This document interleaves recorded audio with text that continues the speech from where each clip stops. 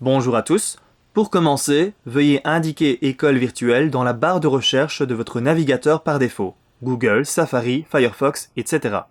Ensuite, sélectionnez École virtuelle dans les résultats qui s'affichent sur votre écran. Vous accédez à présent à l'interface de l'école virtuelle. Pour les professeurs, veuillez vous connecter à votre compte unique en vous munissant de votre identifiant qui commence par votre prénom, .nom, @efpl.be et ensuite indiquez votre mot de passe, c'est-à-dire celui qui vous a été communiqué par la province. Vous pourrez également le modifier par la suite. Pour ceux qui avaient accès à l'école virtuelle via leur compte classique, ce compte est voué à disparaître. Pas de panique, car vos données, emails et documents seront toujours présents sur l'école virtuelle via votre compte unique. L'icône Aide à la connexion, juste en dessous, vous permettra de réinitialiser votre mot de passe si jamais vous l'avez égaré. En cliquant sur Connexion, vous accéderez à la page d'accueil de l'école virtuelle. Vous pouvez enregistrer votre mot de passe de manière permanente afin d'accéder directement au menu principal de l'école virtuelle lors d'une prochaine connexion. Pour ce faire, vous cliquez sur Save Password ou Sauvegarder si c'est en français. Personnellement, je préfère recommencer l'opération à chaque nouvelle connexion, donc je ne choisirai pas cette option. Voici l'écran d'accueil de l'école virtuelle. Pour vous connecter au réseau Wi-Fi avec votre compte unique, il vous suffit de cliquer sur votre prénom en haut à droite de votre écran, puis sur Mon profil. Vous continuez en cliquant sur Mon accès au réseau Wi-Fi, et enfin, il vous suffit de suivre les instructions, c'est très intuitif. Vous pouvez également en profiter pour modifier le mot de passe de votre compte unique en cliquant sur Mot de passe de mon compte unique. Vous devrez indiquer votre mot de passe actuel, puis votre nouveau mot de passe dans la case juste en dessous et vous répéterez ce nouveau mot de passe une seconde fois avant de cliquer sur Enregistrer pour confirmer ce changement. Votre mot de passe sera ainsi modifié. Il n'est plus nécessaire de disposer d'un identifiant et d'un mot de passe particulier pour vous connecter à vos outils Office 365, notamment à votre boîte email. Pour accéder à tous les outils Office 365 en ligne et pour installer la suite Office sur vos équipements, il vous suffit de suivre la procédure indiquée en cliquant sur l'icône en forme de flèche et suivi de l'intitulé Office 365 en haut à droite de votre écran. Cliquez ensuite sur Plateforme Office 365.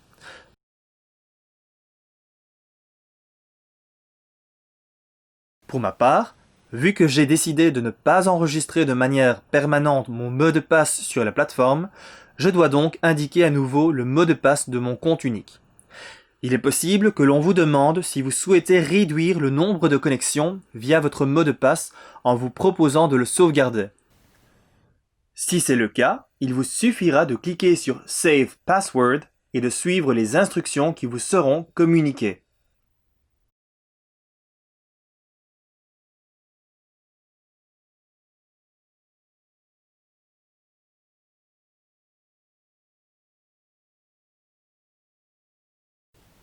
Comme vous pouvez le voir à présent, à la gauche de votre écran, vous avez tous les programmes de la suite Office que la province a mis à votre disposition afin que vous puissiez de chez vous les utiliser sans aucun problème. Entre autres, vous avez accès à Word, Excel, PowerPoint ainsi que la plateforme Teams que nous apprendrons à utiliser dans une prochaine vidéo. Elle vous permettra par exemple de concevoir des groupes classes afin d'y déposer des travaux scolaires à réaliser par vos élèves avec des échéances à respecter. Vous pourrez également effectuer des vidéoconférences avec eux et ou d'autres enseignants afin de travailler sur des tâches collaboratives. Si vous souhaitez retourner sur l'école virtuelle en quittant la suite Office 365, il vous suffit de cliquer sur la petite croix à l'endroit où il est indiqué Microsoft Office Home. Pour revenir sur la page d'accueil de l'école virtuelle, n'oubliez pas qu'il vous sera nécessaire de cliquer sur l'icône en forme de maison dans le coin supérieur gauche de votre écran. À présent, pour accéder aux informations concernant votre établissement, il existe au moins deux possibilités. Première possibilité, vous cliquez sur Ressources, puis Secondaire plein exercice, Puis, vous sélectionnez le fichier contenant le nom de votre établissement. Vous apercevrez directement que seule l'école dans laquelle vous travaillez ne contiendra pas de cadenas afin que vous puissiez accéder au contenu présent dans le dossier en question. Ainsi, en tant que professeur à l'Athénée provincial Guilang, je peux cliquer sur le fichier du même nom et j'aurai accès aux communications propres à cet établissement, aux cours dispensés au sein de l'école, aux informations faisant référence aux évaluations externes, aux horaires, aux prix, bref, à tous les fichiers qui seront présents dans ce dossier. Ces différents documents pourront être téléchargés sur votre ordinateur et vous pourrez également alimenter certains dossiers, voire en créer vous-même en fonction des demandes formulées par votre direction. Pour revenir légèrement en arrière, en évitant de recommencer toute l'opération qui vous conduira au dossier de votre école, il vous suffit de cliquer sur la flèche de gauche. Évitez de cliquer sur l'icône en forme de maison, autrement, vous devrez rechercher le dossier qui vous intéresse en recommençant certaines étapes déjà expliquées précédemment.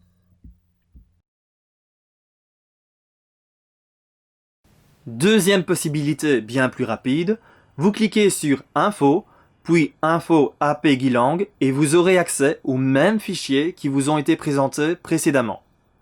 Ce qu'il vous reste encore à savoir, la messagerie vous permettra de lire et d'envoyer des mails comme une boîte mail traditionnelle. En cliquant sur Nouveau, vous pourrez choisir le ou les destinataires et vous pourrez également créer des groupes de contact en fonction des élèves présents au sein de vos classes. Pour créer un groupe de contact, vous cliquez sur Groupe de contact, puis sur Créer. Vous indiquez le nom du groupe de contact. Vous pouvez sélectionner vos élèves ou vos collègues en indiquant le nom ou le prénom de la personne ou des personnes concernées. Et elles seront automatiquement reprises dans le répertoire de la plateforme de l'école virtuelle, pour autant qu'elles soient bien membres d'un des établissements de la province de Liège. Une fois que vous aurez sélectionné tous les membres du groupe, vous cliquerez sur Créer et votre groupe sera créé. Pour envoyer un message via la messagerie de l'école virtuelle, deux options s'offrent à vous. Soit vous envoyez un message en sélectionnant le ou les utilisateurs par vous-même, soit vous vous rendez sur Mes groupes de contact et vous sélectionnez le groupe que vous avez créé juste avant. Vous pouvez mettre des personnes en copie de mail en indiquant leurs adresses dans CC, c'est-à-dire que tous vos destinataires pourront visualiser les adresses mail des personnes qui auront reçu votre mail. Ou alors, vous pouvez également indiquer des adresses mail dans CI et ainsi préserver la confidentialité des adresses mail des personnes qui souhaiteraient conserver l'anonymat. Vous pouvez demander au destinataire une confirmation de lecture en cochant la case prévue à cet effet. Vous pouvez joindre un fichier non volumineux en cliquant sur Joindre un fichier, puis Parcourir et ensuite vous sélectionnez le fichier à partager présent sur le bureau de votre ordinateur. N'oubliez pas d'indiquer le titre de votre mail dans l'encadré présent en dessous d'objet. Dans l'encadré juste en dessous, vous y indiquez le contenu de votre mail. Vous appuyez sur Envoyer et c'est terminé. Votre mail est à présent envoyé. Pour terminer, en cliquant sur Ressources, puis e-learning, vous pourrez consulter différents documents qui vous permettront de vous familiariser davantage avec l'école virtuelle Office 365 et ainsi de suite. Pour vous déconnecter de la plateforme, vous cliquez sur votre prénom en haut à droite, puis sur Déconnexion. Cette vidéo touche à sa fin. Merci de votre attention. À très bientôt.